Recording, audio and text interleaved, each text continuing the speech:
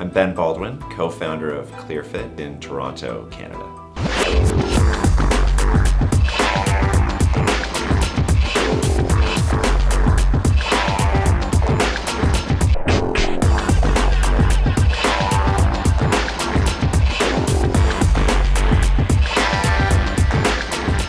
Key trends around hiring that have or haven't changed over the past little while. Over the past 30 years, there really hasn't been an improvement in hiring conditions. I mean, it's really broken. So tenure and turnover hasn't really improved over that period of time. And a lot of that is because it's not lack of technology. It's because there's a lot of technology that can help you manage the hiring process and save time. It's really around how to make the decision around hiring. So the behavior around hiring is really what's broken. How you understand the person across the table from you is where a lot of the challenge is. We make it super easy for absolutely anyone, first time or thousandth time hiring, to find the right person for the job. And we do that by predicting the success of those people for that role and just making the whole process easier. And the real product for the hiring manager is to have an increased level of comfort or competence with hiring and actually enjoy it and like it better. Hiring for a startup is make or break. It is the answer. If you get hiring right and screw up a couple other things, I think you're all right. If you get hiring wrong, no matter what your strategy is, you could completely bust your company. We found that the majority of the really, really good companies are looking for fit, and a lot of the misguided companies, the credentials are looking for are more skill related.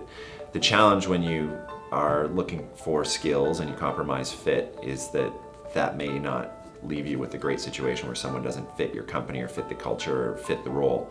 So they may have the skills to perform, but will they actually do the job? Or we have a saying internally here, if they could become actually malignant to a team if they have a great skill set, but then they negatively affect everybody around them. So you really want to be careful if you have a baseline of skills that you need, but you know, because it's kind of useless and almost more damaging if you don't have fit to go along with that. And fit's personality, it's like motivation, and it's how they integrate with a team and how they can help your culture to expand. Because culture is key. If you're attracting people based on culture, you want to make sure that people contribute to that instead of take away from it. There are a ton of options available for startups, for any size growing business, for big companies.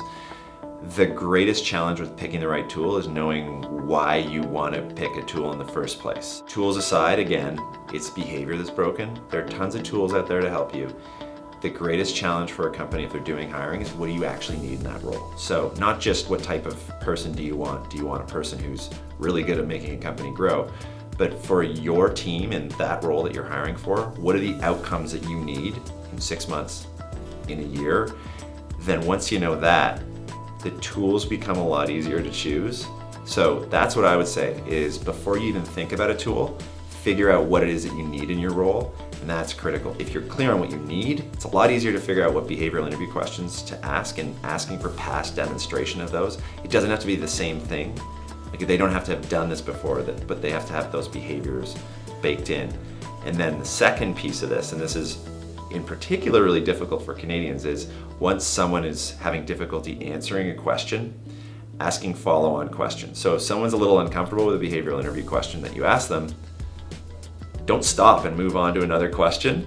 It's really important to dig deeper. Last piece of advice I'd give is in different social situations, someone can act really differently. When they're in your office, they're a little bit different than they are in the real world sometimes, actually all the time.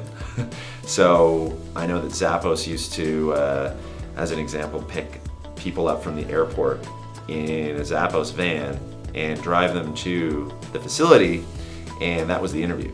It wasn't by the time you got to the interview, the interview was over.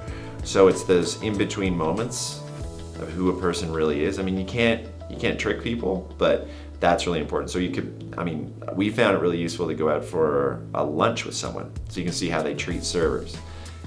It'll give you a good indication into what aspects of your culture they're demonstrating or not demonstrating. And you cannot compromise on, again, you can't compromise on fit, or else you're in deep trouble because it affects your entire team. Most startups need to hire either key managers or key performers in their organizations to figure out who those people are. It's very organic, and those behaviors have been around forever. So the technology is going to win is a technology that affects the behavior around the people who are doing the hiring and the people who are being hired or discovering jobs.